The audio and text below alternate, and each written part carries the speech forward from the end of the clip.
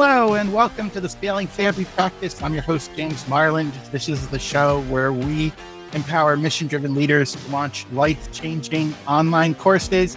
Today, I have a special guest, Sophie Lechner. She's from themagnetmodel.com, and her audience is mission-driven entrepreneurs. And I am so glad that I met her because we connect on the mission-driven mindset. But not only that, she has gone where I want to go, taking this ACES course. It's an entrepreneur course, and we connected in the course, and I invited her onto the show to share her story and some, behind the scenes, what it's like to be an entrepreneur course creator. So, Sophie, welcome to the show. Thank you, James, for having me. I'm excited. Tell us just a little bit about yourself, maybe a little bit about your background or where you're from.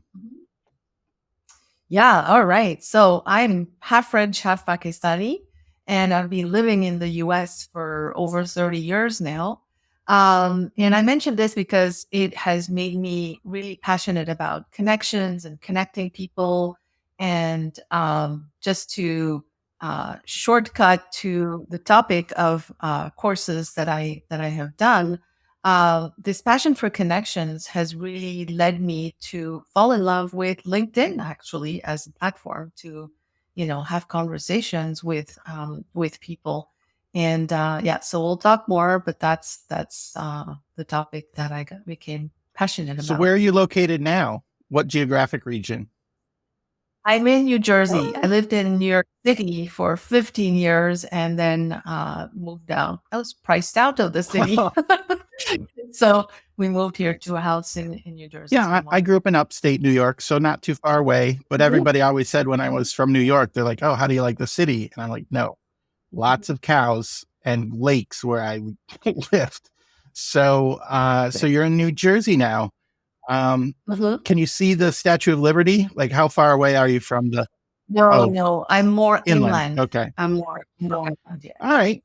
So we're both on this course creation journey. I'm a couple years in, but at the beginning of my business, ACES is a business course. It's like an entrepreneur course where you get a coach and you set goals and you get lots of networking and feedback. So I'm at the beginning of this, but Sophie went through the program. So I was just interested in hearing her journey and how did she get started? Like, Sophie, how did you get started even wanting to make a course?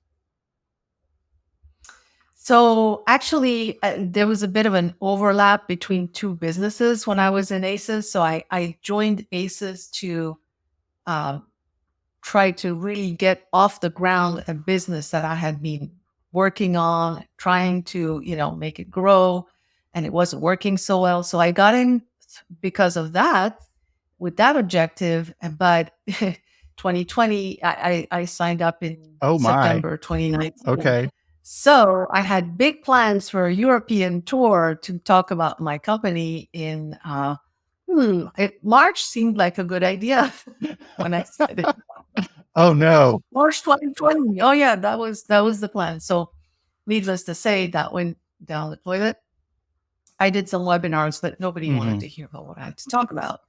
So sort of in a parallel track, 2 years before, I had wanted to create a course about something else, more as a hobby, I have to say, initially, to get my mind off of my business that wasn't really working. So I mentioned I was really passionate about LinkedIn and how it can connect people. And so I said, okay, I'll do a course. It was actually broader than LinkedIn originally. To help people who wanted to find a job in the US. So I created the course. I actually signed up with Mercy, the same company that does ACES, but the specific course. And created the course on how to find a job in the US. And I had 2 people sign up. And I'm very glad that there were only 2 because I had packed so much stuff in there. Way, way, way, way too much. And I think that is one of the biggest mistakes that people make when they create a course. there are so many limitations to how much a person can absorb, that we have to be really, really Why do careful. you think, So I did. I've made that mistake too. So from your experience, why do you think course creators try to pack too much in to their course? Like what is it about wanting to Yeah. teach people stuff that you just jam every last bit of Uh, knowledge you have about it into a course? yeah. I think it's a combination of the expert's blind spot, which is the fact that we have accumulated knowledge over many, Hmm. many years. And now it is sitting in our Hmm. head. And we kind of forget the fact that it built very slowly over many years. So that's one thing. And then the second component, I think, is our generosity, Hmm. our wanting to help Hmm. people. So we're like, there's all this knowledge and you're here and I'm going to give it to you because that's what you need. Right. And the brain is like, no, I Yeah. can't take Yeah. all this. So then it just slides over And the danger, the danger for me was they didn't complete the whole course. I lost people along the way. oh, yeah. Like it was Oh, great stuff, absolutely. but it was just, it didn't Yeah. fit their need. They couldn't get the transformation because it overwhelmed Yeah. them. Um, Yeah. so, Yeah. So it's really important. So actually, after I did that, I took my course and I shrunk the content to about half mhm. of what it was. Oh, And I bet that was hard. yeah, I and bet that was, I oh, it bet that was took a hard. And lot I of time and, yeah, I did that a couple times. So I shrunk it by half and then I extended the duration by, like I doubled. So we had like basically it's 25% absorption rate or whatever mhm, they measure that. Um, that did better, but it's still too much. mhm, That's what the feedback was. So then I took one module and I created my whole course about that. And the module was how to use mhm. LinkedIn. And years later, that actually became my business because with bases and the pandemic, that business didn't work. So then I switched to what was my course about LinkedIn actually became my entire business. So that's fantastic. And I have a lot of I have popcorns of questions. So one of them though is you switched. You were going one way and then it wasn't Yeah. working out and you switched. Like, how did you know? Walk me through the process of changing directions. Well, I make it sound like it was an overnight thing, but it took me years Yeah. and years. So first of all, one mistake I made in my first business was I did not set up a timeline by which I should accomplish XYZ Hmm. milestone or not. I just jumped in and kept going and going and going and going. So there was no point at which I had to check in with myself. No evaluation point. And No point to say, is this working? No point to say, I've spent this much. yeah, What more do I need to do? No, like, is this yep. action working? For example, I blog a lot, but Mhm. is it really working? I'm not 100% sure because I just say you got a blog, but I have nothing attached to it. So anyways, that is a great point. Like there was no end Yeah, point, there was no mile marker, there was nothing that said, okay, you've tried it long enough, change yeah, direction, which made you yeah. go probably a long way in a direction that wasn't paying off. Yeah. Much too Too long. long. Yeah, much too long. Mhm. Yeah. And then the other thing was I was so in love with what I was Yep. doing that I locked myself into a box where there was no other Mhm. option. And this is more a mindset thing, right? So I was like, this has to work, this has to work. And the more I pushed on that, that more that pressure grew, the harder it was for me. And I actually burnt myself out completely. Without knowing it at the time, I didn't know the word Mhm. burnout, but I was depressed, discouraged, disgusted. And that's when I entered ACEs, actually. So, yeah, I was like, okay, if a professional can't help me, then I'm not So doing you this anymore. But recognize some of the signs internally, like the Mhm. emotions and being discouraged. I bet like sometimes when I'm discouraged, I like don't, I know I have stuff to do, but I either put it off or Mhm. find other things to do, or I wake up a little later, working at home, Mhm. distract myself with things instead of. Yeah, I actually did a bit the opposite in a certain sense, is that I got myself to a point where it was like, for this to work, I need to try harder. Oh, And yeah. these 10 hours today were not enough. So tomorrow I need to work 12 hours. And at the end of the week, I was like, so what did I do this week? Ugh. I did a few things, but it doesn't feel like it Hmm. should have been 60 hours before, So you recognized something needed to change and you joined ACEs. What about that? So there's a lot of programs out there, and this isn't a selling. We're not trying to sell ACEs here, but what about ACEs made you want to join? Well, I think it just felt like it was this composite of the different pieces that I Hmm. needed. And so the support, I had been very alone in my journey. And the Hmm. coaching, I was like, all right, people who help others to build businesses should be able to help me, because I obviously, I mean, it had worked, but just not, the vision that I had. So I thought if some professionals can help me, then yeah, let's do this. And then going way back, not way back. One of the other questions I wanted to ask before we started on like Mhm. how did you make that change was the people like your course, your purpose is to help people. Why is that important to you, and how does that help you uh, continue on? Oh, generally speaking, like helping, yeah, as a coach, as a teacher. I don't know. I guess it's intrinsic in my personality. Um, my mom was a teacher, and it's interesting Mm, because it wasn't until a few years ago that I started like actually teaching or training. Um, but looking back at what I call the golden thread, looking back through, early on in school, helping my friends, and then college, whatever, and professionally, um, I noticed there was all these points at which I was actually always creating processes and documentation of processes to help the person after me not have to go through the mhm. pain that I've been thrown in that I had. So all along the way, I noticed this pattern. There was always something about wanting others to have an easier time than I did. Yeah. So um, what am I trying to ask here? I'm trying to catch us up today. So you've been through Uh-huh. ACEs. What did you do? What did you do in the last couple of years? I think you were in the program for a year or two. Is that right? So Yes. what did you do in So the I was. last 2 years, and what were some of the bottlenecks that you overcame to get to where you are now? Yeah. So the big difference. So what happened was, I need to give you a tiny bit Oh of yeah. background. During the pandemic, my business and many other people's businesses sort of came to a halt, where we had no income coming in and a lot of time on our hands.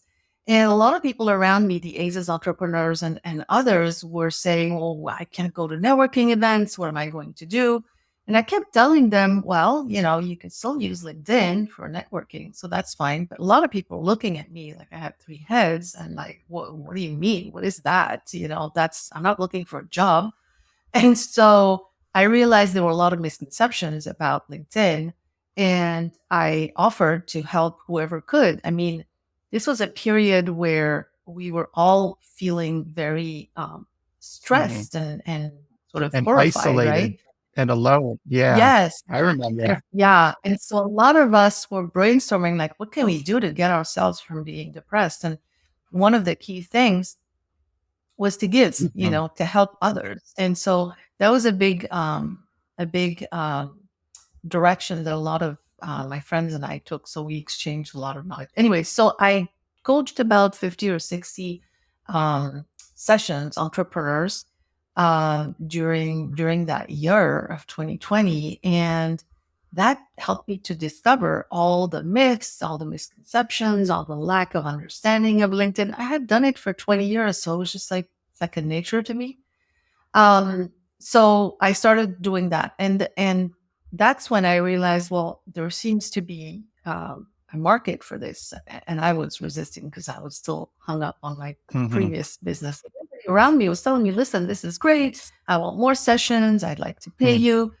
And so the big difference here was that I was doing something that people were asking me to do, which is a great way to start a business, as opposed to something I had conceived in my previous business that I thought was what people needed. There's always this like, what do they want versus what do they need? And I had not quite understood that difference before. So, what I was trying to uh, get people to see they needed was not actually what they wanted. So, So anyway. I'm just trying to, how did you get to the place where people knew you were the person that could help them with LinkedIn? What do you know? Was it something you did? I know you gave, but what were some of Mhm. those actual things? Because connecting with an audience is a big deal.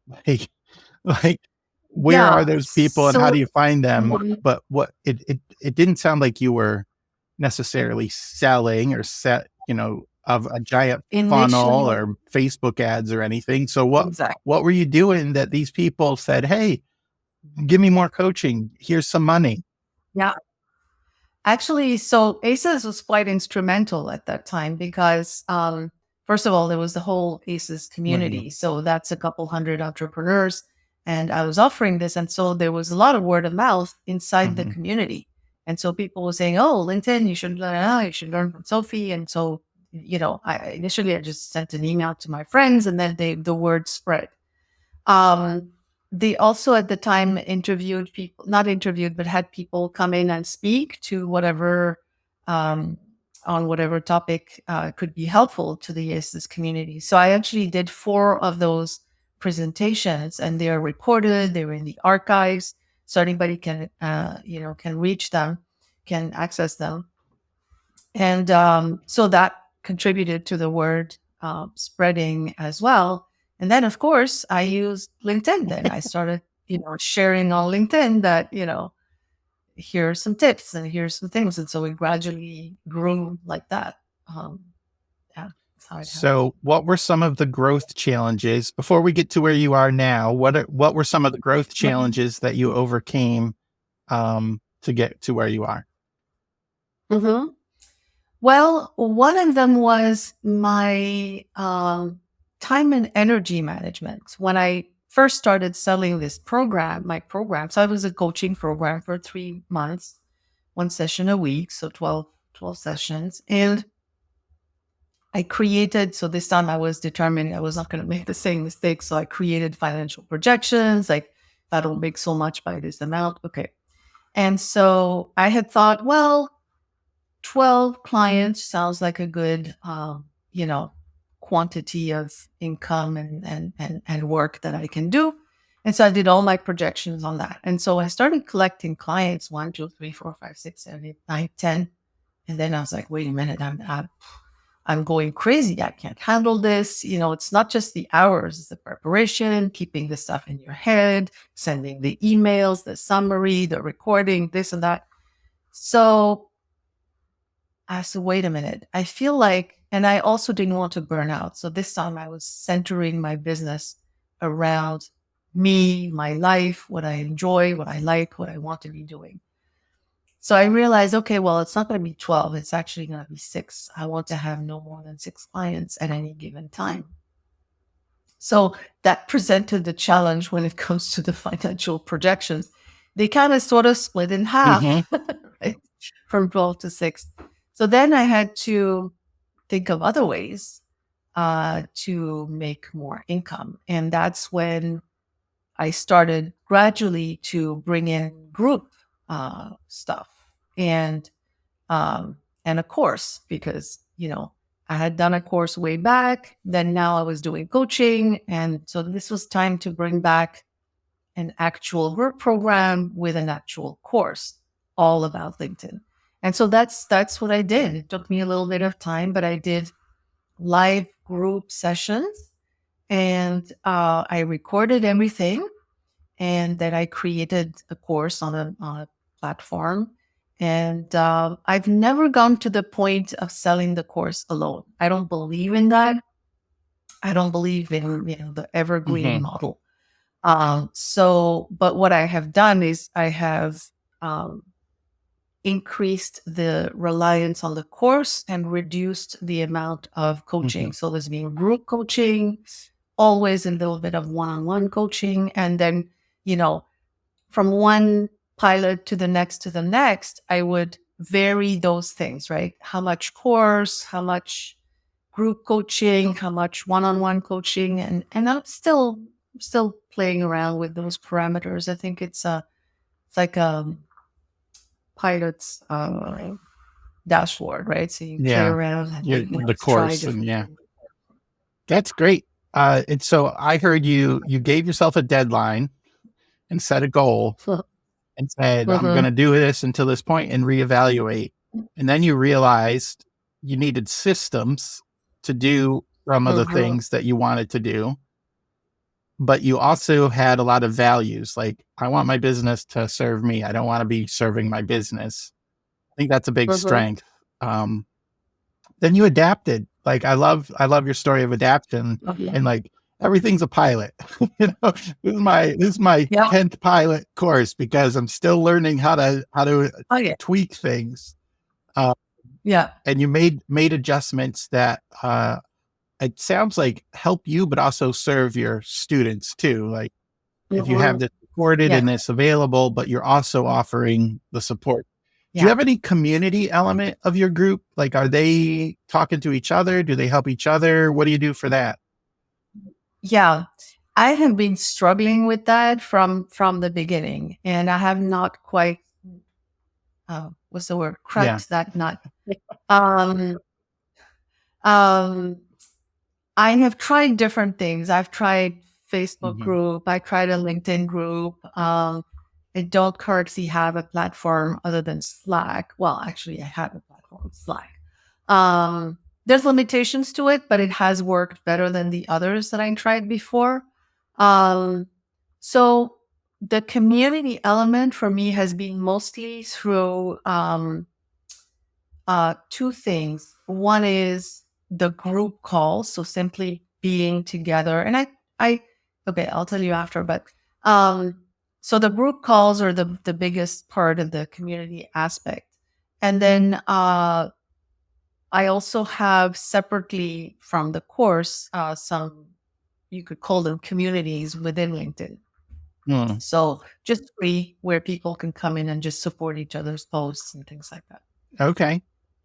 Yeah. And so where are you now, and what is your next challenge? Mhm. So, throughout all this work on LinkedIn, I came to the realization that I was providing a lot more than just helping to figure out how to use LinkedIn. So, I was seeing that my clients were having successes that were going beyond just what LinkedIn was doing for them as a platform, right? And they were telling me this. And it took me a while, but I finally took all of this, studied what I had been doing all these years, even before that on LinkedIn. And I figured out a framework, a model, and that's where the name of my company comes from. So now I have Magnet. codified this model, the magnet model. Magnet because my whole philosophy is, you want to attract your clients. You don't want to be pushing and selling and all this stuff. So you want to attract. And right now I'm writing a book on this whole model and, where it came from, how to use it, how to implement it. I'm in the finishing stages of the manuscript and it's going to come out in March 2025. Fantastic. Well, we'll have to have you give us some resources when you launch it so we can let our audience know, because that sounds really good. And I love imagery, and magnet is a great image of like you're attracting Mhm. people. You're not like a fish hook, you're not fishing for people. Mhm. You're trying to find the people who Yeah. would react to what you're doing. And I bet Mhm. Yeah. also a magnet repels the people who don't fit, the polar Exactly. opposite. They run away from Mhm. you. but Yeah. that's also the heart of the entrepreneur. You want to attract the people that you can help the best. And Yeah. it's kind and nice to do that. And the sooner people realize it, the better. So you have a book coming Mhm. out. You also let's get to where what do you offer now, and where can people do? Mhm. Yeah. So you can find me on LinkedIn at Sophie Lechner. That's where I'm the most responsive. Or you can email me at sophie@themagnetmodel.com. Um, uh, what was the other? Yes. So what do I offer? So I offer a couple of things. What I have also come to realize is that I really enjoy working with people in a very short burst of very intense time. And that seems to work really well. So I've created a new program. Well, it was in January, so not so new, but it's called the VIP Profile in a Day. So I always say it's not really in a day. It's because that sounds sexy, so I use that, but it's actually more in a week. But it's very important to have a good, solid LinkedIn profile that really captures who you are, your mission, etc.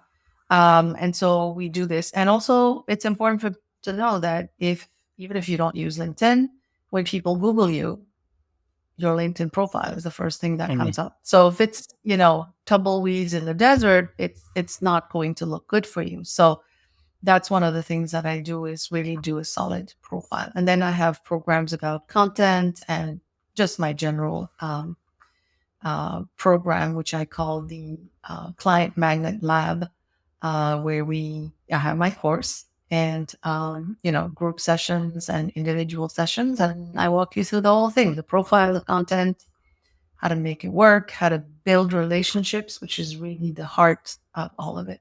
That sounds So this wonderful one. and really needed.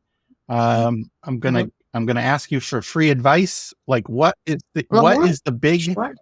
mistake you see people, like, if you were going to correct one thing on somebody's LinkedIn profile and somebody was going to spend 15, 20, 30, whatever, a 30-minute block of time to Mhm. fix it, what would you recommend Mhm. they do? So it's important to have a banner that's inviting, a profile picture that is smiley and fills the whole circle, a headline where the first 40 characters really create clarity on what you do combined with intrigue. It should be, enough to make people want to click on your profile, right? And then you want to have you want to have a good about section that really captures who you serve, how, but also your mission, your story, and a short testimonial. I'm fire You are hosing you giving me here, a right? lot, but it's that sounds like, if I was going to work on, let's just, like, that's a list of things I could work on. And if I had 20 minutes, I could do a better Yeah. picture and find a good banner.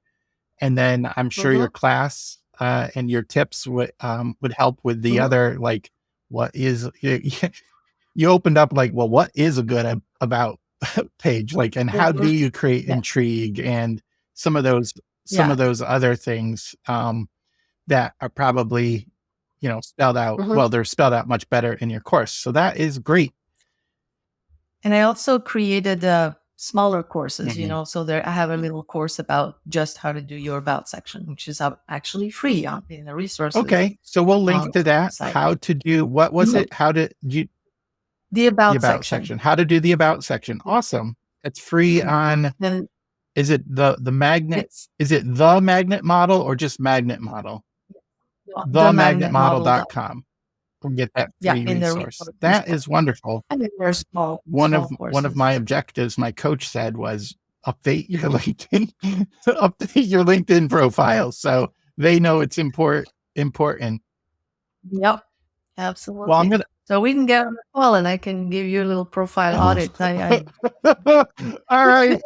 That's uncomfortable, but yes, I would love to do it, but that feels uncomfortable, but I will do it. So Sophie, thanks so much for joining us on the show. This has been a Oh, blast. I love hearing your story and your heart, and, like, some of the hills you climbed to get to where you are. mhm. But Any last thing you want to say to our audience before we sign out? Well, I want to tell you about real quick, the three key drivers that I have in my Okay. model, which are mission, message, and movement. And the idea behind the model is really to bring the joy of your client work over into your marketing. The problem is a lot of entrepreneurs don't enjoy their marketing Hmm. and they end up burning themselves out. So if you really center your entire marketing around your mission, that is completely going to change how you present yourself and how you come to the table. Message is really about understanding your clients deeply, really understanding their beliefs and being able to change the beliefs that are getting in the way of them even looking for a solution for their problem. A lot of people don't even know they have a problem, right? So that's really that deep understanding, and then switching from selling to giving and coaching and educating. And then movement is about you as an entrepreneur focusing on your mission and putting that out in the world and putting this energy of really putting the spotlight on the mission and not on Mm. yourself, which is something a lot of entrepreneurs are uncomfortable with. So once you are able to do that, it's like you're starting a movement. And whether you start a movement, actually or not, having that energy behind it changes your marketing entirely. So those are the key ideas. And then there's 9 strategies to make it all happen. Wow. That was great. I love that high level view, but it's also very Mhm. like intriguing. Like I'm very curious about that. So if you're interested Mhm. in improving your way to attract people, not by selling but by serving, check out the magnet model with Sophie Lechner. Hey, thanks so much for being on the You're show. welcome. Thank you for having me, James. This is James Marland for the Scaling Therapy Practice. Go put your mission in motion.